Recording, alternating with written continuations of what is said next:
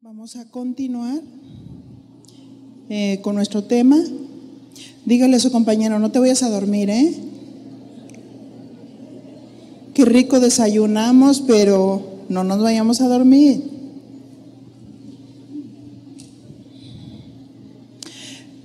Yo voy a complementar con el tema haciendo discípulos.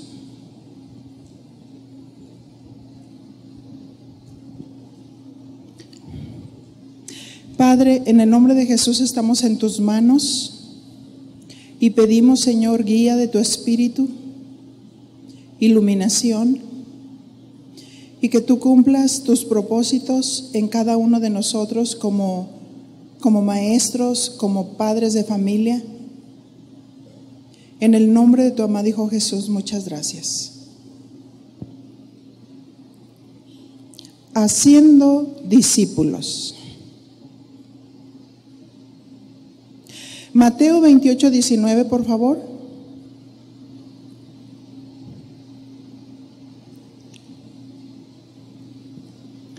Y dice la palabra de Dios en Mateo 28:19.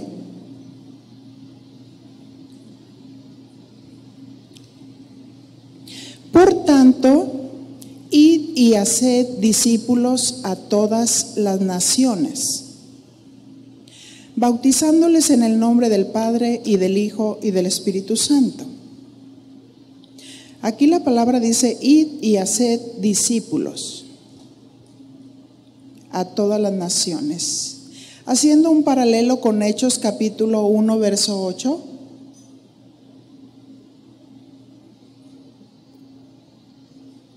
Nos dice, pero recibiréis poder cuando haya venido sobre vosotros el Espíritu Santo, y me seréis testigos en Jerusalén, en toda Judea, en Samaria y hasta lo último de la tierra. Aunque en Mateo dice id, Hechos nos habla de ser testigos primeramente en nuestra Jerusalén. Pues simbólicamente nuestra Jerusalén es nuestra ciudad y lo podríamos aplicar nuestra familia.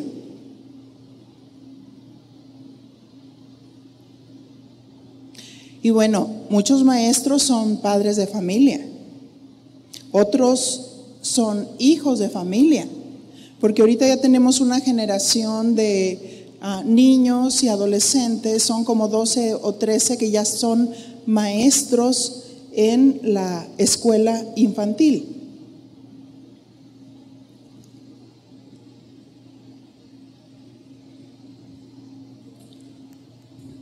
Nosotros como padres de familia somos retados a prepararnos para hacer discípulos. Diga conmigo, hacer.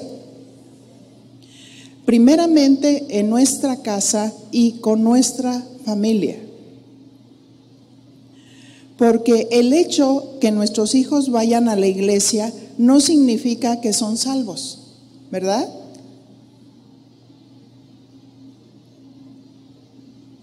Antes de centrarnos en la tarea de hacer discípulos, vamos a definir qué significa ser un discípulo. Esta palabra discípulo del griego matseteuo significa en convertirse en alumno.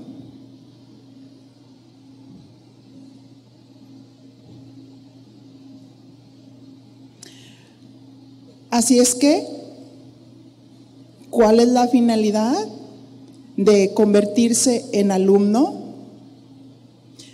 La definición también nos habla que es como una matrícula. La persona se matricula para llegar a ser alguien docto, alguien preparado.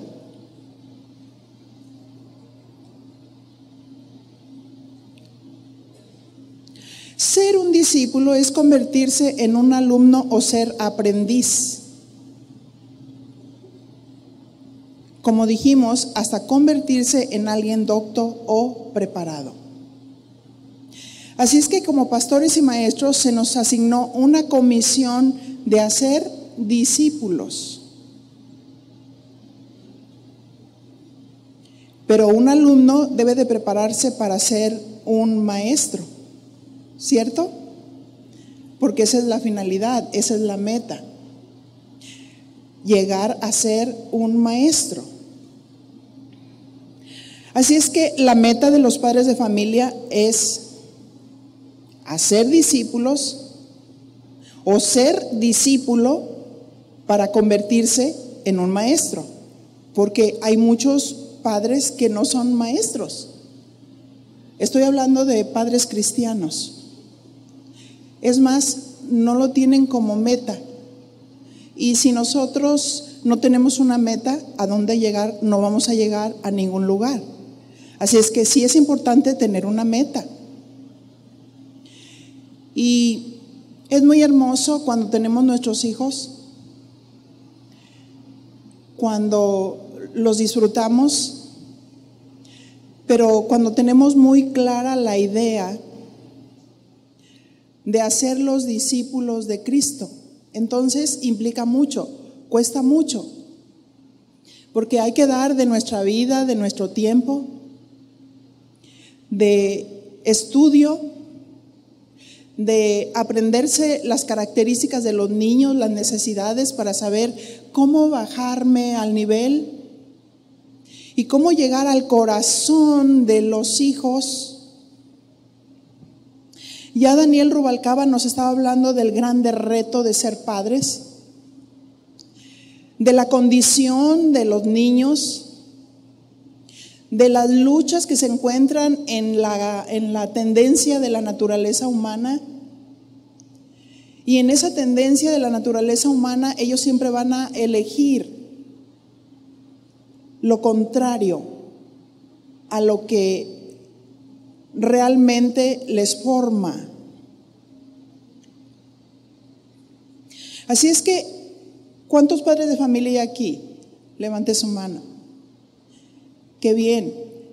Nuestra meta como padres de familia, primeramente, es ser discípulos. Ahora, preguntémonos, ¿nosotros como padres de familia somos discípulos del Señor? Bueno, porque muchas veces no estudiamos sistemáticamente. A veces es bueno estudiar o discipularnos sistemáticamente para saber cómo estoy viviendo mi vida cristiana, mi relación con Dios, mi tiempo de oración, mi tiempo de escudriñar la palabra, mi tiempo de conocer a Dios.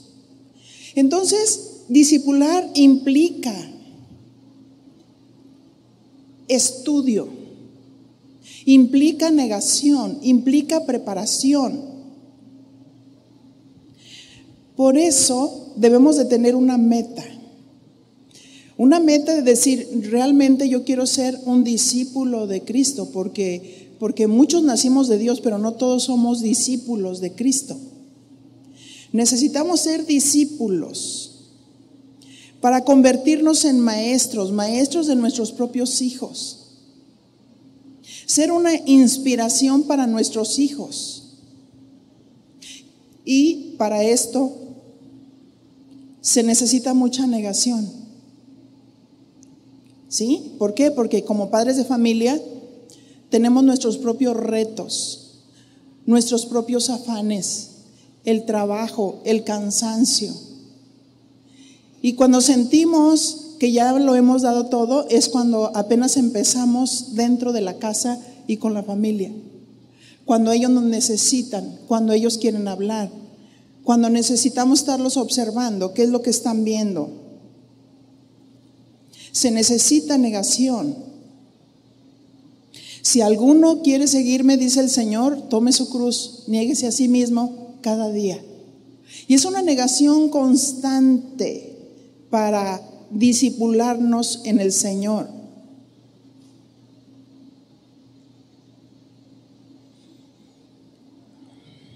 Por esa razón, cuando en ese tiempo estamos siendo entrenados en el discipulado, Es un regalo y es una oportunidad. ¿Usted considera de verdad que es un regalo de Dios cuando Dios nos da la oportunidad de entrenarnos? Porque no muchos experimentan esa oportunidad. Hay quienes están siendo entrenados de una manera distinta. Una fe que no es la fe de Dios. Filosofías que se han levantado, argumentos que se han levantado sobre el concepto de Dios, sobre el concepto de la iglesia. Hay muchas filosofías y es un regalo de Dios ser un discípulo de Cristo sentado a los pies de Él y con maestros equilibrados y preparados que nos enseñen la palabra de Dios. Es un regalo, pero también es una oportunidad. Una oportunidad que nosotros sabemos qué es lo que vamos a escoger. Estamos en este mundo, pero no somos del mundo. Vamos pasando.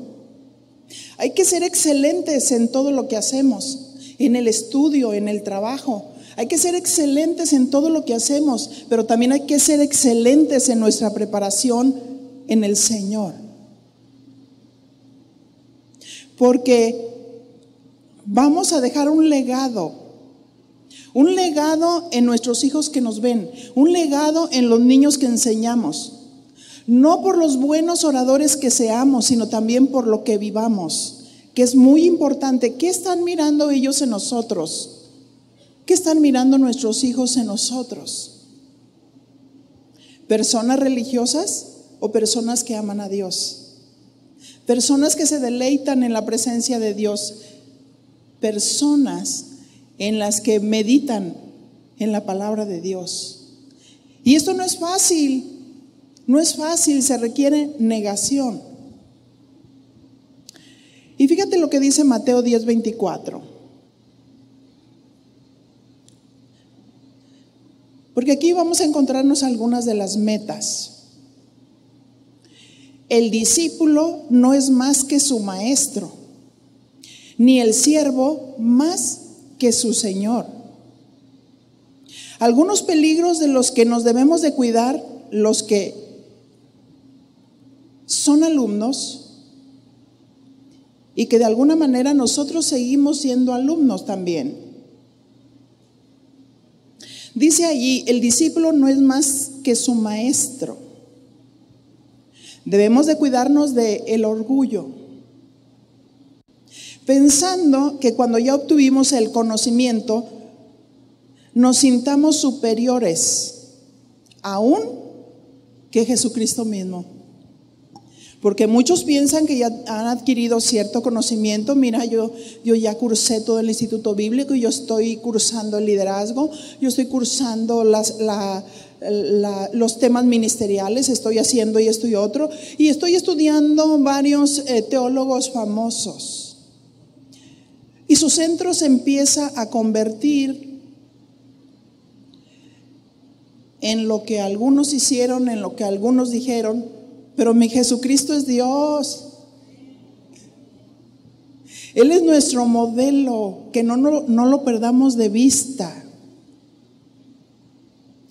Que no nos sintamos superiores aún a Jesucristo mismo, porque si nos sentimos superiores a Jesucristo mismo, también vamos a sentirnos superiores a otros que nos tratan de enseñar. Nunca vamos a dejar de aprender. Cada día es una nueva oportunidad de entender, es una nueva oportunidad de conocimiento, es una nueva oportunidad de aplicar la sabiduría, es una nueva oportunidad de discernir entre lo bueno y lo malo, entre lo profundo, lo santo y lo profano.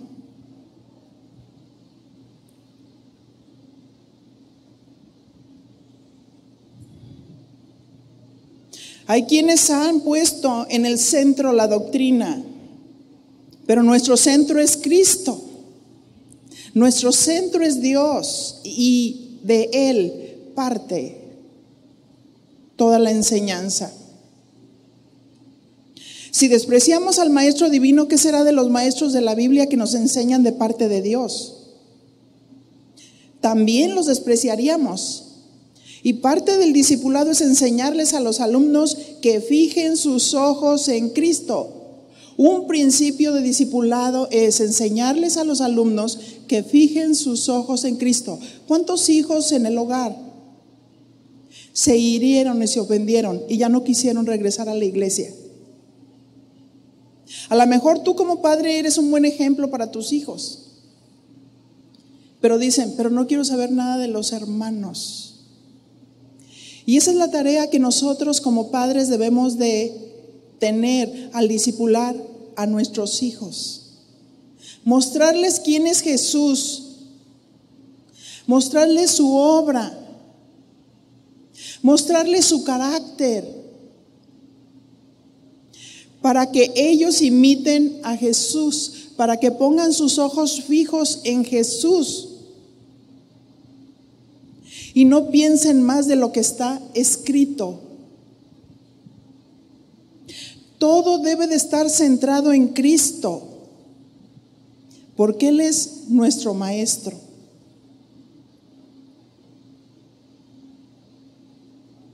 Así es que, ¿cuál es la meta del discípulo? Bástele al discípulo ser como su maestro. Esa es la meta. Bástele al discípulo ser como su maestro. ¿Y creen que es poquito paquete? Ser como el maestro, ¿verdad que no? Es un paquetazo, es un reto que tenemos delante de nosotros. Porque observar la vida del maestro es impresionante. Su vida, su caminar, su hablar, su actuar, su conducta, su espíritu, su amor, su compasión.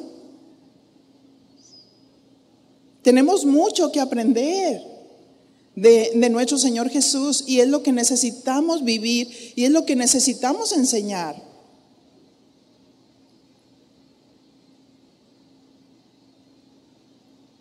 Así es que Él es nuestro modelo.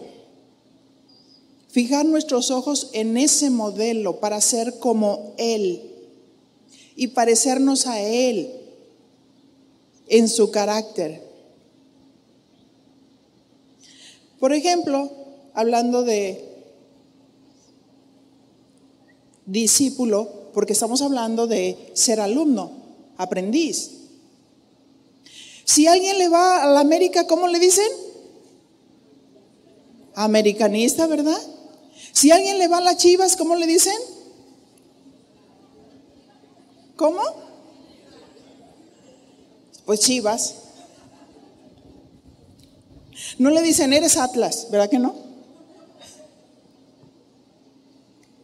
Si alguien sigue a Cristo, ¿cómo le dicen? Cristiano. Esa es nuestra meta, ser como Cristo. Un alumno verdadero admira a su maestro y quiere ser como su maestro. ¿Cuál es nuestra meta como pastores en relación con los alumnos? Y ahí está, Mateo 10:25. Bástele al discípulo ser como su maestro. O sea, sencillo, humilde. Vemos a Jesús en relación con el Padre, con una humildad. Él decía, yo digo lo que oigo. Eso es humildad. Saber que en esencia el Padre, el Hijo y el Espíritu Santo son uno, pero el reconocimiento que tenía Jesucristo hacia el Padre, en ese amor, en esa unidad, ese es un principio de discipulado. La humildad que el discípulo debe de tener, que mientras más sabe, dice la palabra de Dios, hágase ignorante para que crea que sabe algo. Porque el que sí sabe, no abre la boca para decir todo lo que sabe. A veces, cuando se guarda silencio, se enseña.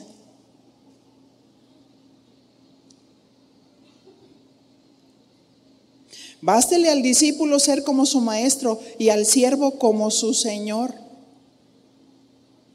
Si el padre de familia llamaron Belcebú, ¿cuánto más a los de su casa? Así es que los que creen en Belcebú o Satanás, ¿cómo le llaman? Bueno, Belcebú es el dios mosca, que todo lo ensucia.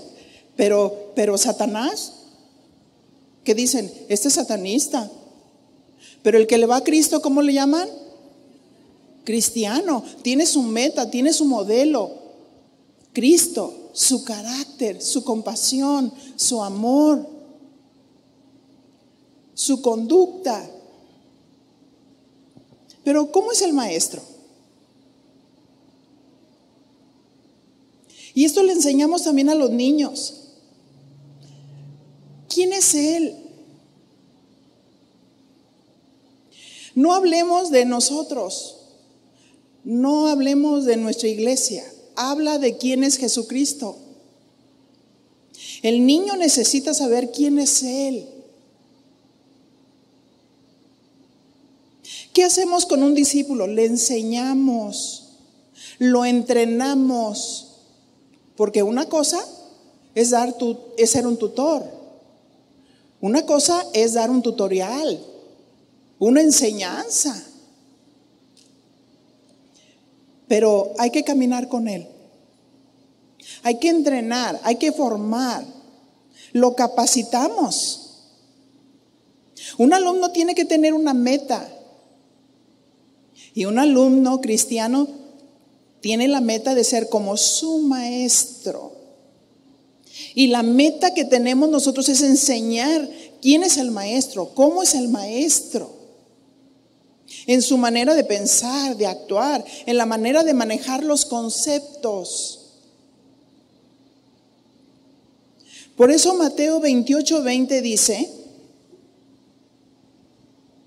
enseñándoles que guarden todas las cosas que os he mandado. He aquí que yo soy con vosotros todos los días hasta el fin del mundo. Así es que un maestro dice: enséñenles que guarden todas las cosas. Y esas todas las cosas que los he mandado es precisamente cuando les enseñamos en quién está basada su fe. En cada uno de los principios que nosotros les enseñamos con la palabra de Dios, que a veces damos por series. ¿Qué es lo que nosotros queremos lograr? Cuando preparamos una serie, ¿qué es lo que nosotros queremos lograr? ¿Queremos lograr que ellos aprendan a orar? Jesús oraba. Y oraba más que los demás, porque los discípulos se dormían, ¿verdad? Así es que siempre que nosotros queremos enseñar algo, vamos a apuntar hacia Jesucristo. Porque de Él parte todos los principios, enseñándoles que guarden todas las cosas que os he mandado.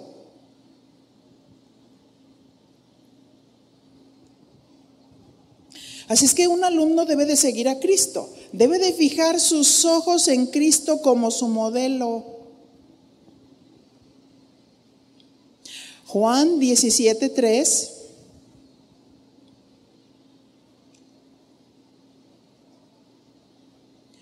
Y dice así: y esta es la vida eterna, que te conozcan a ti, el único Dios verdadero, y a Jesucristo. ¿Cuál es la vida eterna? Jesús decía: que te conozcan a ti y a Jesucristo. Es lo que tenemos que enseñarle a los niños, que conozcan quién es el Padre, que conozcan a Jesucristo, que conozcan al Dios verdadero, porque ciertamente hay muchos dioses y muchos señores. Hay muchas deidades, muchos están proclamando Cristo, y esto es parte del cumplimiento de las profecías, que habrá falsos maestros, falsos pastores, falsos mesías que dicen: yo soy el Cristo. Si ustedes buscan un poquito en el internet se van a dar cuenta de lo que les estoy diciendo. Y tenemos que cimentar bien a los niños, tenemos que conocer bien quién es nuestro Padre, quién es Jesucristo, que te conozcan a ti. Pero hay maestros que atraen hacia sí mismo a los niños. ¿Esto es un buen discipulado? ¿Verdad que no?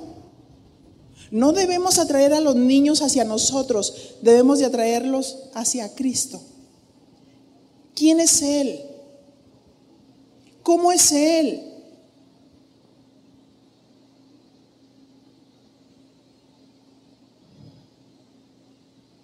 Muchos se caen o se desvían porque quitan la mirada de Jesús o no lo conocen todavía. ¿Recuerdan aquel pasaje de Pedro? Cuando Jesús venía caminando en las aguas y él emocionado dijo: si eres tú, di que yo vaya. Y el Señor Jesús le dijo: ven. Y él empezó a caminar, pero empezó a mirar las circunstancias. ¿Y qué fue lo que sucedió? Quitó sus ojos del Señor y se empezó a hundir. Es lo que sucede cuando nosotros quitamos nuestros ojos del Señor. Debemos enseñarle a los alumnos que debemos de tener nuestros ojos bien fijos en Cristo. Él es el que nos sostiene, porque es Dios.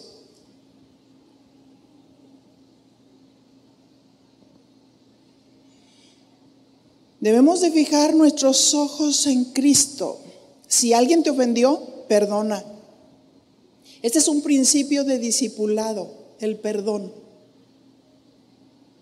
Jesús perdonó a Judas, que lo traicionó, y le dijo: amigo, con un beso entregas al Hijo del Hombre.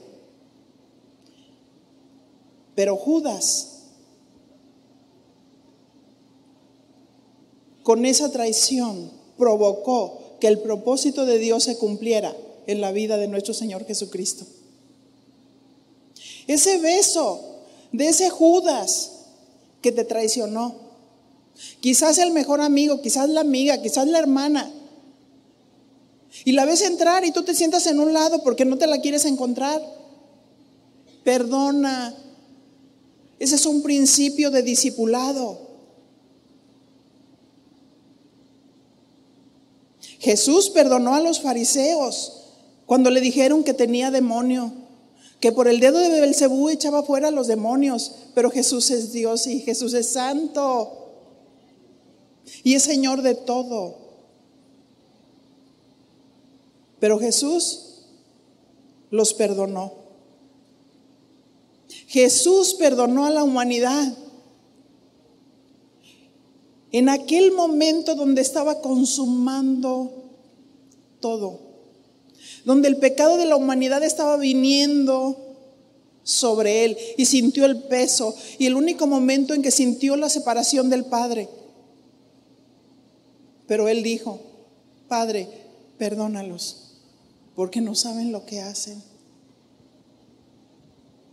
Este es un principio de discipulado. Necesitamos llevar a los niños al perdón, porque quizás vienen a los salones de clases con heridas, con resentimientos contra su padre, contra su madre, niños abandonados, niños violados, niños dañados, y somos un instrumento. Debemos ser un instrumento del amor de Dios, de la compasión de Dios, para reconciliarlos con Dios. Mateo 6:12 nos dice: y perdónanos nuestras deudas, como también nosotros perdonamos a nuestros deudores. Pero la versión Biblia para Todos dice: y perdona nuestros pecados, que ese es el concepto, como nosotros también perdonamos a los que nos han hecho mal. Así es que si un maestro enseña, no solamente debe de enseñar la teoría,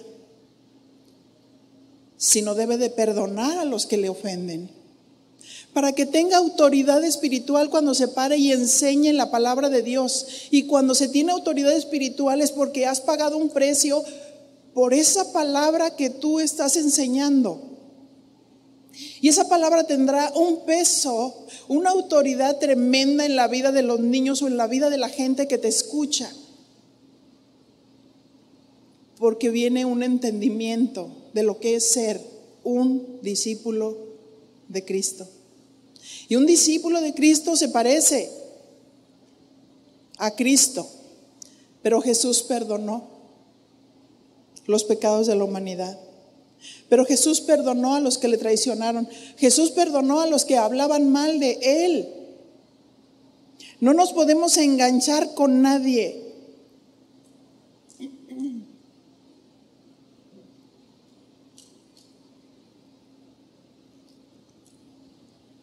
Mateo 6:13 nos dice: no nos dejes caer en tentación, sino líbranos del maligno.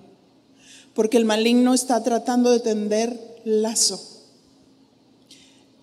Esas olas que Dios está permitiendo que se levantaran, esa enfermedad que experimentaste, ese rechazo que experimentas de otros, esa falta de respeto de otros hacia ti, pero Dios está cumpliendo sus propósitos, porque nos quiere enseñar a perdonar.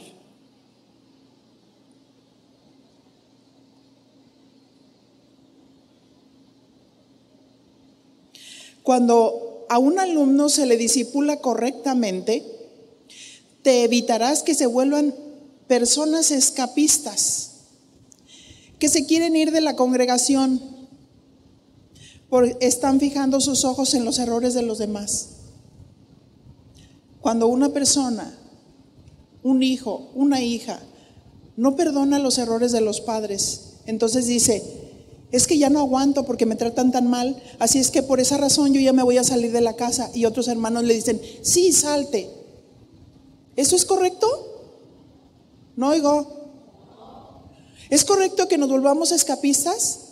¿Es correcto que nos cambiemos de congregación porque supuestamente alguien nos hizo mal?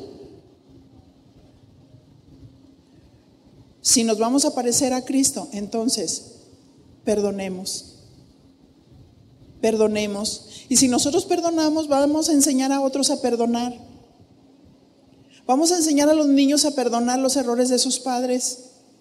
Vamos a sanar sus heridas y su corazón a través de los principios de Dios.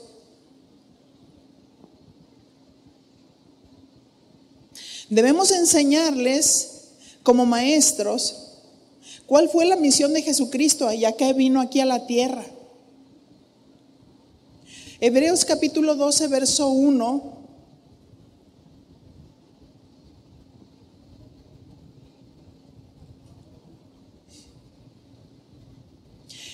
Y dice así: por tanto, nosotros también, teniendo en derredor nuestro tan grande nube de testigos, despojémonos de todo peso y del pecado que nos asedia, y corramos con paciencia la carrera que tenemos por delante.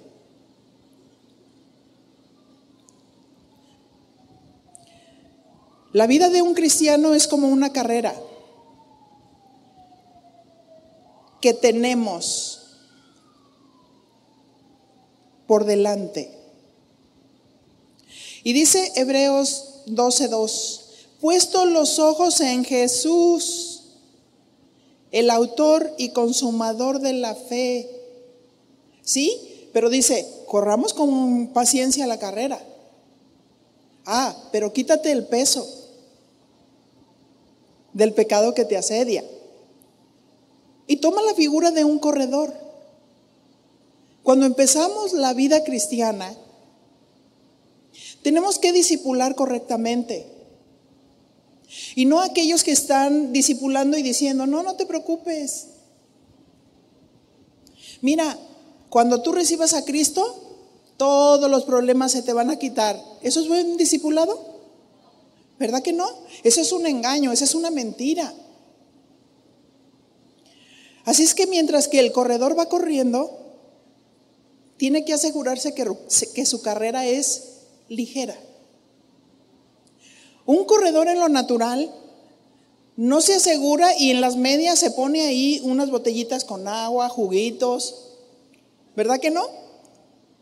O en su mochila, porque ese peso va a hacer que tropiece. el pecado también va a hacer que tropecemos. Si corremos la carrera, esa carrera debemos de correrla con ligereza, quitando cualquier cosa del pecado que nos asedia, porque la carrera cristiana es eso, una carrera y tenemos una meta delante. Puestos los ojos en Jesús, el autor y consumador de la fe, el cual por el gozo puesto delante de él sufrió la cruz, menospreciando ¿qué? El oprobio, y se sentó a la diestra del trono de Dios. Considerad aquel que sufrió tal contradicción de pecadores contra sí mismo, para que vuestro ánimo no se canse hasta desmayar. Quizás tú, como pastor, como maestro, sientes que hay personas que están en contra tuya. Y tú dices, ay, mi Señor, es que son como cuchillito de palo, que están constantemente detrás de mí. Pues fíjate qué pasó con Jesús. Considera aquel que sufrió tal contradicción de pecadores contra sí mismo, para que vuestro ánimo no se canse hasta desmayar. Jesús fue la señal contradicha. Jesús no recibió aceptación de todos. Lo maldijeron, le decían que tenía demonio, querían probarlo constantemente. Yo te pregunto, ¿a ti alguien te ha dicho que tienes demonio? Levante la mano a quien le han dicho que tiene demonio. ¿Sí? Pero estamos ofendidísimos porque la hermana te dice cara de papa. Y tú dices, Dios, yo pensé que el ser un ministro sería una honra. Y mira esta cómo me deshonra. Pero Dios lo permite. Que tengamos tal contradicción. Que tengamos todo ese tipo de situaciones para que fijemos nuestros ojos en Cristo. Cristo es el que murió por nosotros. Y tenemos que correr la carrera con ligereza.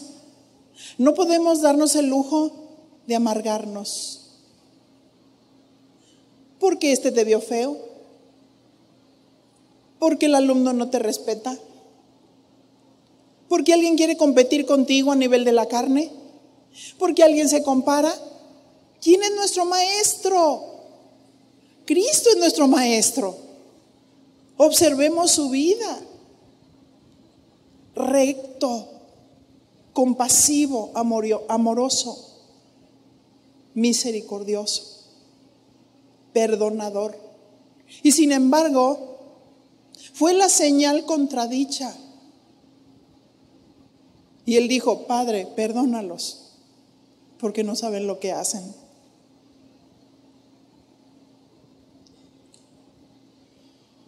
Jesús era el Dios verdadero y Dios levanta la tempestad para saber si un discípulo de Cristo está dispuesto a ser como Él, a amar como Él, a perdonar, a pasar por alto. Porque el Señor Jesús pasó por alto nuestros pecados pasados, ¿o no es cierto?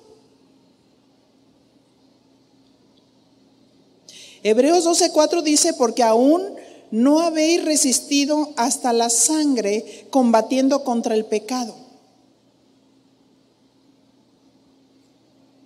Y en el discipulado nos encontramos con esta pregunta, ¿quién es Jesús?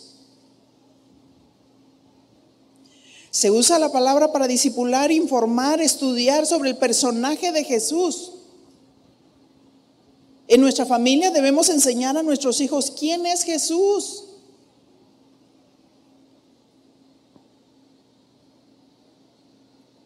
Jesús nació por obra del Espíritu Santo.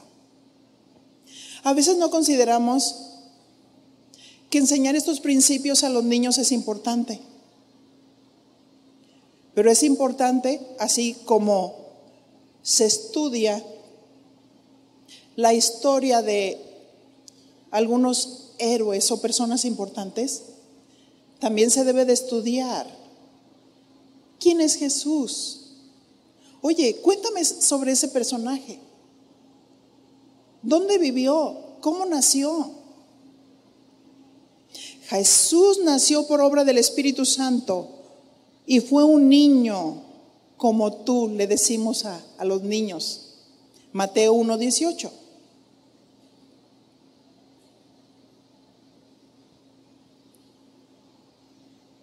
El nacimiento de Jesucristo fue así. Mira, Carlitos, estando desposada María, su madre, con José, o sea, era su prometida. Antes que se juntasen, se halló que había concebido del Espíritu Santo. Nota. Esta frase, antes que se juntase, a ver, niños, quiero explicarles. A ver, niños, ¿dónde están? ¿Están ahí? Ah, muy bien.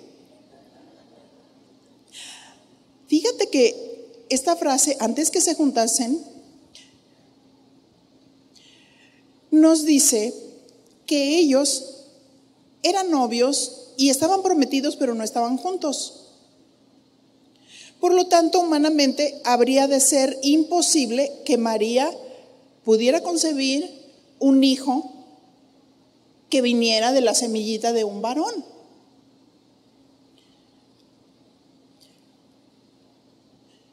¿Y qué dicen los niños? ¿Están entendiendo, niños? Muy bien. Y quiero decirles, en Lucas capítulo 1, verso 26, que al sexto mes el ángel Gabriel fue enviado por Dios a una ciudad de Galilea llamada Nazaret. Ustedes me dijeron que querían saber la historia, ¿no es cierto? Pues entonces pongan mucha atención. Y si tienen alguna pregunta, entonces podemos contestarla. Verso 27 dice, Lucas 1:27, a una virgen desposada con un varón que se llamaba José, de la casa de David. Y el nombre de la virgen era María. Pero quiero decirles que los ángeles tenían una misión. En este caso, Gabriel era un mensajero. Como cuando tu mami te dice, hijo, ve, dile a tu papá si está lloviendo. Era un mensajero. Y Gabriel fue escogido para anunciar el mensaje a María. Pero pongan atención, niños. ¿Por qué le dicen virgen a María? La palabra virgen viene de virginidad. O sea, María era una jovencita. Era una mujer pura. Eso significa virgen, pura. Que no había conocido ningún varón. O sea, que no había tenido relaciones sexuales con ningún varón. Porque los conceptos que hay respecto de este término, ¿cierto? Lucas 1:28, y entrando el ángel en donde ella estaba, dijo, salve, muy favorecida, el Señor es contigo, bendita tú entre las mujeres. Mas ella, cuando le vio, se turbó por sus palabras y pensaba, ¿qué salutación sería esta? O sea, ¿qué saludo sería esto? Dios sí sabía qué clase de persona era María. Era una persona recta de corazón. Era pura. No era una mujer ligera. No era una mujer joven que tenía relaciones sexuales con otros muchachos.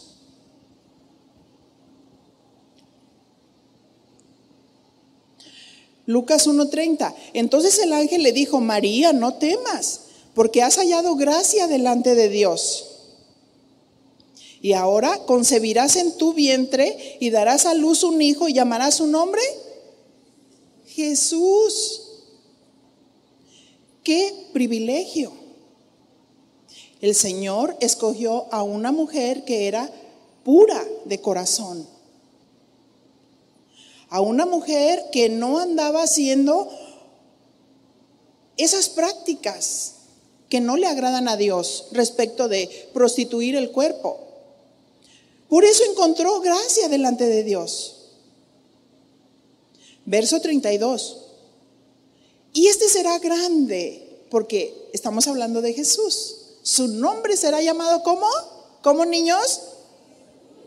Jesús. Verso 32. Este será grande y será llamado Hijo del Altísimo. Y el Señor Dios le dará el trono de David su padre. Así es que enumeremos, ¿qué les parece? Número 1, Jesús nace por obra del Espíritu Santo. ¿Qué significa? Que el Espíritu Santo vino y puso la semilla en el vientre de María, pero no había ninguna relación con un hombre. 2, será llamado Hijo del Altísimo. Niños, esto significa que Jesús es el Hijo de Dios. Porque queríamos saber, ¿verdad? Lucas 1:33. Y reinará sobre la casa de Jacob para siempre, y su reino no tendrá fin. El reino de Jesús es eterno, no tendrá fin. El gobierno de algunos reyes fue temporal, y de algunos presidentes también es temporal, aunque se reelijan por ser mejores presidentes.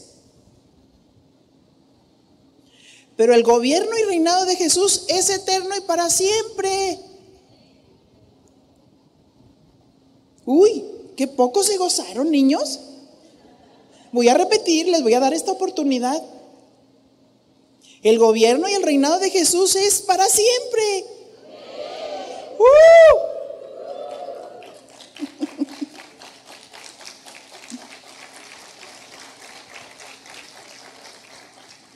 ¿O cómo estamos cuando damos la lección? Jesús es Dios. Dicen que es el Hijo del Altísimo. Y yo allá deshaciéndome. Jesús reinará para siempre, niños.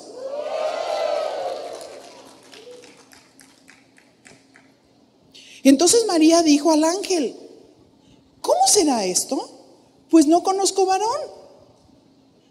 María era dócil, pero necesitaba entender cómo iba a suceder, pues estaba más allá de entenderlo humanamente. Respondiendo el ángel, verso 35, le dijo: el Espíritu Santo vendrá sobre ti, y el poder del Altísimo te cubrirá con su sombra. Por lo cual también el santo ser que nacerá será llamado Hijo de Dios. Jesús es el Hijo de Dios. ¿Ya entendieron por qué? ¿Y cómo nació? ¡Qué maravilloso! Es divino. Es Dios. Porque no tiene sangre humana. Por eso su sangre es preciosa. Es preciosa. El santo ser sería llamado Hijo de Dios. Muchos no creen en Él como el Hijo de Dios, pero la palabra de Dios dice que Él es el Hijo de Dios. Niños, ¿cuántos creen que Jesús es el Hijo de Dios? ¿Por qué? ¿Dónde dice? En la palabra de Dios dice que Él es el Hijo de Dios. Lucas 1:38. Entonces María dijo: he aquí la sierva del Señor. Hágase conmigo conforme a tu palabra. Y el ángel se fue de su presencia. ¿Qué podemos aprender de María? Obediencia absoluta y solicitud pronta para obedecer. hágase conmigo conforme a tu voluntad, porque Dios le dijo, tú vas a ser una mujer donde voy a depositar la semilla de mi hijo sobre ti. Era divina. Y ella dijo, hágase conmigo conforme a tu voluntad. ¿Qué pasa cuando Dios te pide algo? ¿Respondemos con prontitud? ¿Estamos dispuestos a obedecer una vez que tenemos la instrucción? En estas escrituras nos dice Dios que Jesús